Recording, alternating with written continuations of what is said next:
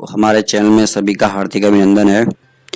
ये वीडियो मैं क्यों बना रहा हूँ, इसके पीछे क्या राज है और ये क्यों जरूरी है, ये अधिक से अधिक आप लोगों को शेयर करना है, क्योंकि इस वीडियो को बनाने का मेरा मेन मकसद यही है कि आप परीक्षा केंद्र पे अगर परीक्षा देने पहुंच गए और अगर आपके पास ये भरा हुआ फॉर्म नहीं है तो आपको घर वापस आना पड़ेगा। ये वीडियो बहुत ज़्यादा महत्वपूर्ण होने वाली है, तो अंत दोस्तों बने रहिए आप इसमें, ठीक है। देखिए, जब आपने अपना एडमिट कार्ड डाउनलोड किया होगा तो वहीं पे मैं आपको चलो थोड़ा सा दिखा देता हूँ। यहाँ पे लिखा हुआ है सेल्फ डिक्लेरेशन, ठीक है। तो जिन छात्रों ने भी अभी तक एडमिट कार्ड डाउनलोड कर लिया है, मैं उनसे कई सारे छात्रों से बात हुई है, और अगर आपने एडमिट कार्ड डाउनलोड कर लिया है तो आप इस वीडियो को जरूर देखें। आपको यहाँ पे एक जब आपने एडमिट कार्ड डाउनलोड किया होगा तो नीचे आपको मिला होगा सेल्फ डिक्लेरेशन फॉर्म मिला होगा एक, और इस फॉर्म को आपको भर के अपने साथ ले जाना है। बहुत ही ज्यादा महत्वपूर्ण है ये फॉर्म। चलिए इसके बारे में थोड़ा सा आपको जानकारी दे देता हूँ। देखिए यहाँ पे लिखा है, in the interest of your will being and that of everyone at the venue I declare the following. I have read the advertisement instruction notice related to this examination. I have please यहाँ पे आपको click करना है, do not have please पे आपको click करना है, ठीक है, टिक लगाना है आपको। The following symptom in last 1 week, ठीक है। तो कोई आपको सिम्टम तो है नहीं, वो आपको देखना है कि कोई किसी तरह की कोई प्रॉब्लम तो नहीं है। फीवर है, रनी नोज है, बॉडी एच है, सोर थ्रोट है, रनी नोज है। तो इस तरीके की मतलब ये लोग कह रहे हैं कि अगर आप थोड़ा भी किसी तरीके से अस्वस्थ हैं तो आपको परीक्षा से बाहर कर दिया जाएगा, ठीक है। तो मेरा ये कहना है कि भाई आपका के लिए तो ये काफी अच्छा मुद्दा मिल गया, लेकिन उन छात्रों का क्या होगा जो किसी भी छोटी मोटी बीमारी से ग्रसित होंगे, तो क्या उन्हें बाहर कर दिया जाएगा एग्जाम से? यानी कि अगर किसी को सर्दी जुकाम खांसी जो कि सामान्य समस्या बनी रहती है, अगर ऐसी समस्या है तो आपको तो फिर एग्जाम से बाहर कर दिया जाएगा। यानी कि फिर तो आपका 8 साल के बाद जो एसटीटी की परीक्षा हुई है उसके लिए उससे आप बाहर हो गए। एक तो आपने लंबा इंतजार भी किया।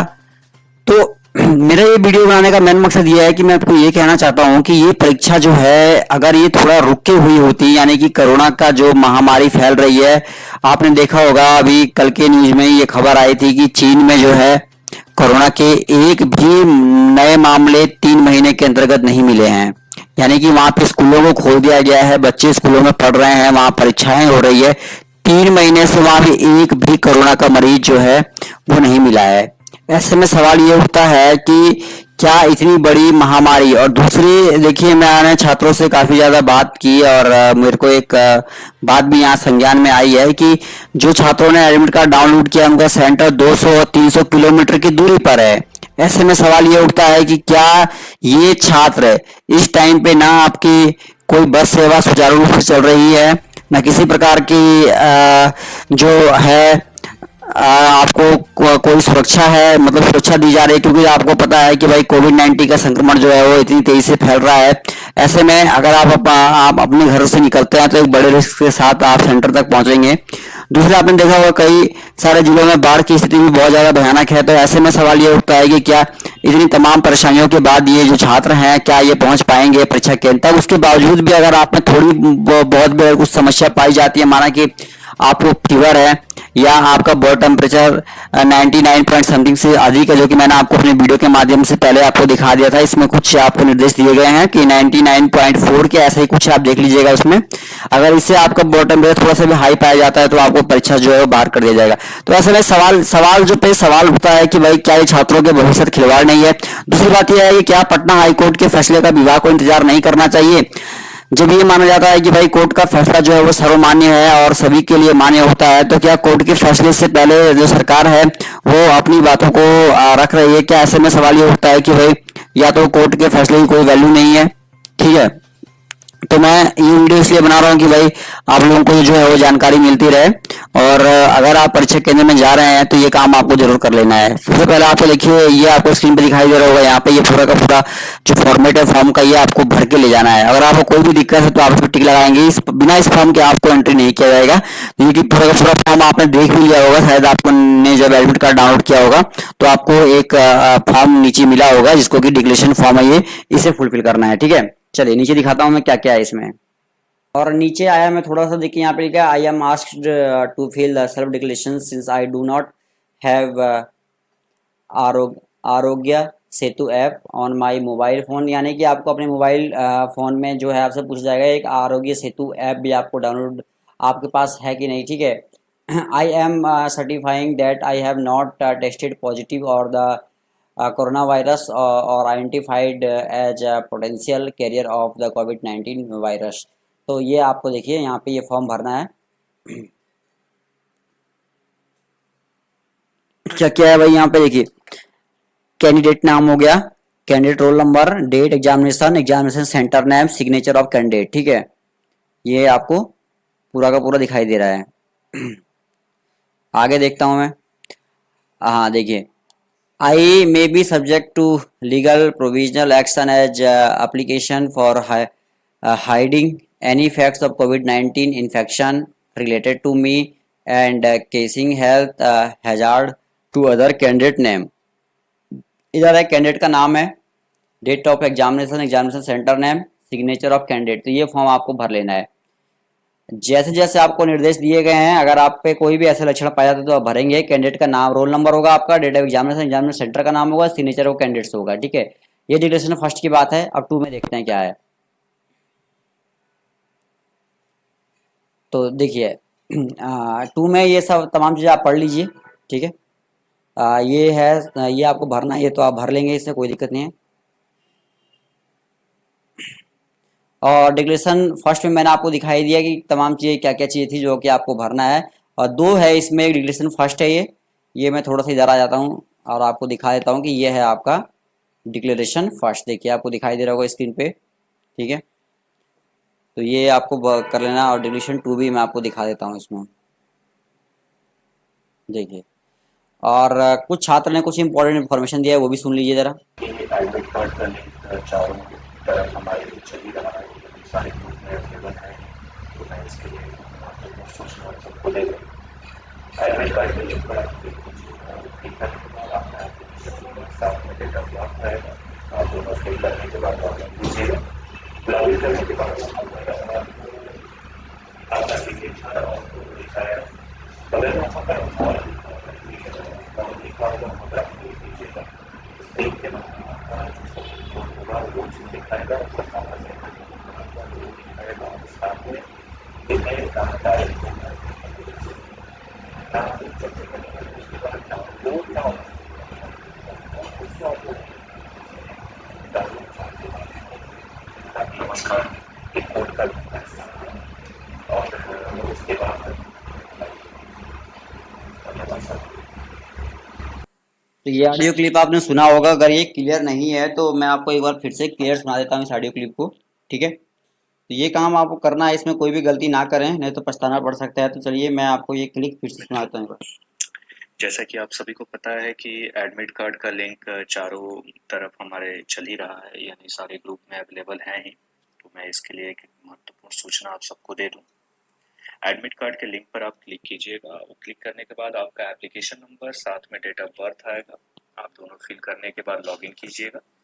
लॉगिन करने के बाद वहाँ पर आपको आपका सिग्नेचर और फोटो दिखाएगा। बगल में वहाँ पर ऑल लिखा होगा, ALL ऑल लिखा होगा, वहाँ पर आप क्लिक कीजिएगा। उस क्लिक के बाद आपका जो सब्जेक्ट कोड होगा वो चीज़ दिखाएगा, प्लस आपका सेंटर कहाँ पड़ा हुआ है वो दिखाएगा, और साथ में कितने तारीख को है और कितने बजे से है। मैं अनुरोध सबसे करूंगा कि उसके बाद डाउनलोड का ऑप्शन दिया होगा एडमिट कार्ड का, उसको आप लोग डाउनलोड मत कीजिएगा। डाउनलोड 4 के बाद ही कीजिए, ताकि एक कोर्ट का फैसला आ जाए। तो महत्वपूर्ण सूचना है, ध्यान से सुनिए सभी लोग। हमें भलाई होगी। धन्यवाद साथियों। तो आपने सुना, ठीक है, ये गलती आपको नहीं करनी है। और आप सभी को ये पता है कि भाई बेरोजगारी पे जो हल्ला बोल है ना, वो वो बहुत तेज हो चुका है। मेरे पास एक ऑडियो क्लिप थी जिसमें इतना बढ़िया बात बताई गई थी कि मैंने उसको सुना और मुझे काफ़ी अच्छा लगा। ठीक है, और मैं चाहता हूँ कि ये ऑडियो मैं आप लोगों के साथ भी शेयर करूँ, क्योंकि ये बहुत महत्वपूर्ण ऑडियो हो सकती है छात्रों के लिए। ठीक है, तो चलिए मैं ढूंढ के जरा आपको सुना देता हूँ ये। ठीक है। यही देखिए, सारा विद्यार्थी पगला गया है, सब मास्टर सब पगला गया है।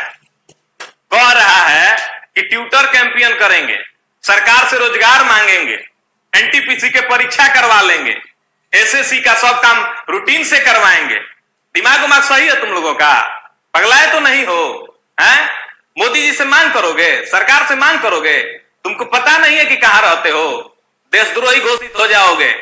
यहां पर सरकार से तुम कुछ मांग नहीं सकते, बस चुपचाप रहो। रोजगार चाहिए तुमको, दिमाग उमाग सही नहीं है? पकौड़ा बनाओ, रोजगार नहीं है? गोलगप्पा का दुकान खोल दो, ठीक है, रोड पे खड़ा हो जाओ, जूता सियो, ये रोजगार नहीं है? सबका दिमाग खराब हो गया है। ये सब लइकन तो लइकन मास्टरों सब पगला गया है। वो कौन है? शर्मा जी है, एगो जादव जी, सब पगलाया हुआ है। लड़कन से कह रहा है ट्विटर कैंपेन कराओ। दिमाग उमाग सही नहीं है तुम लोगों का? हैं? ट्विटर कैंपेन करोगे, सरकार का विरोध करोगे, जेल चल जाओगे, देशद्रोही घोषित हो जाओगे। रोजगार चाहिए लोगों को। एग्जाम कराना इतना आसान है? एग्जाम कराना तुमको समझ में नहीं आता कितना टफ काम है? हमारे यहाँ एग्जाम होता है, उसके बाद एग्जाम में नकल होता है, फिर एग्जाम कैंसिल होता है। नहीं, बात समझ में आ रहा है कि नहीं? सब करने में 2-4 साल लग जाता है। फिर ज्वाइनिंग तब होता है, तब पता चलता है कि लड़का सुसाइड कर लिया। सुसाइड कर लिया तो क्या हो गया? मरिए गया तो क्या हो गया? क्या फर्क पड़ता है? मर गया तो मर गया, मर गया। राम मंदिर बन रहा है ना जी, राम मंदिर बन रहा है, वही जाना, वही तुम पकौड़ा का दुकान खोलना। वो नहीं कर सकते हो तो कटोरा ले लेना, भीख मांगना, वो भी तो रोजगार है। राम मंदिर के पास कटोरा लेकर बैठोगे तो रोज 2-4 हजार कमा लोगे। इतना राम भक्त है देश में, राम भक्त है ना जी? समझ में नहीं आ रहा क्या? सरकार का कोई विरोध नहीं करेगा, कोई ट्विटर कैंपेन नहीं कराएगा। एक बात समझ लो, एग्जाम कराना इतना आसान नहीं है। चुनाव जितना आसान समझते हो एग्जाम कराना, चुनाव है कि 4 दिन में सब कुछ हो जाता है। एग्जाम कराना बहुत हार्ड काम है, सरकार को एजेंसी नहीं मिलता है। देखो, सबका दिमाग खराब हो गया। हम कह रहे हैं ना, कोई ट्विटर कैंपेन नहीं करेगा, कुछ नहीं करेगा, चुपचाप रहो, घर में सूतो। बात समझ में आ रहा है ना? रोजगार मिलेगा तो ठीक, और नहीं मिलेगा तो पकौड़ा बेचना, और वो नहीं मिलेगा तो घर में पंखा है ना, टेबल है ना, चढ़ जाना, सुसाइड कर लेना। सरकार को कोई फर्क नहीं पड़ता है, और सरकार से तुम कुछ नहीं मांग सकते हो। बात समझ में आया? देशद्रोही घोषित हो जाओगे, जेल में चल जाओगे, देशद्रोही का धब्बा लेके जीना चाहोगे तुम? पागल कहीं का। देखो, तुमको हम बताते हैं कि चुनाव कराना कितना आसान होता है और एग्जाम कराना कितना आसान होता है। 11 अप्रैल से 19 मई के बीच में चुनाव हुआ लोकसभा का, तुमको पता है ना? लोकसभा का चुनाव हुआ 11 अप्रैल से 19 मई के बीच में। नहीं समझ में आ रहा है तुमको? ठीक है, और बाबू उसमें बीजेपी की सरकार जीत गया। 23 तारीख को वोट भी गिना गया, 19 मई को चुनाव खत्म हुआ, 23 मई को रिजल्ट भी आ गया, मोदी जी फिर से प्रधानमंत्री बन गए। एगो बात जानते हो, चुनाव से पहले ही एनटीपीसी का वैकेंसी आया था, तुमको नहीं पता है? चुनाव से पहले वैकेंसी आया था, हम बैच भी दिए थे। हाँ, बैच बना था, मेरा बहुत लड़का आया था पढ़ने के लिए, हम खुश हो गए थे कि वैकेंसी आया है, सब लड़कन की नौकरी लग जाएगा, हम लोग का भी कुछ खर्चा पानी आ जाएगा, चलेगा कोचिंग, बहुत खुश हो गए थे। हाँ, एनटीपीसी का वैकेंसी आया था। देखो, वैकेंसी आया था तुमको, ये 1 अप्रैल से 1 मार्च से 12 अप्रैल के बीच में ये फार्म भराया था, फार्म भराया था, और कहा गया कि सितंबर में परीक्षा होगा। तो लड़का सब बड़ी खुश था कि सितंबर में परीक्षा होगा, चलो नौकरी ले लेंगे हम। लड़का सब तैयारी में लग गया। बाबू ध्यान लगाइएगा, सितंबर में कहा गया परीक्षा होगा, तो लड़का सब खुश हो गया, कहा ना मोदी जी तो वैकेंसी दे दिए हैं, चलो इनको वोट देते हैं। तो मोदी जी को वोट दिया, और मोदी जी जीत गए, और तुरंत पीएम भी बन गए। यही सब काम हो गया कितना दिन के अंदर में? बाबू 11 अप्रैल से 19 मई के बीच में चुनाव हुआ, 23 मई के प्रधानमंत्री बन गए। बात समझ में आ रहा है कि नहीं आ रहा है? तो चुनाव कराना बहुत आसान था, अब तुम्हारा एग्जाम कराना जो है ना बहुत हार्ड काम है। तुमको समझ में नहीं आ रहा है कि फार्म कब भराया? तुम्हारा 1 मार्च को, अभी तक परीक्षा नहीं हुआ। परीक्षा करा लेना आसान सी समझते हो, अभी नहीं होगा परीक्षा।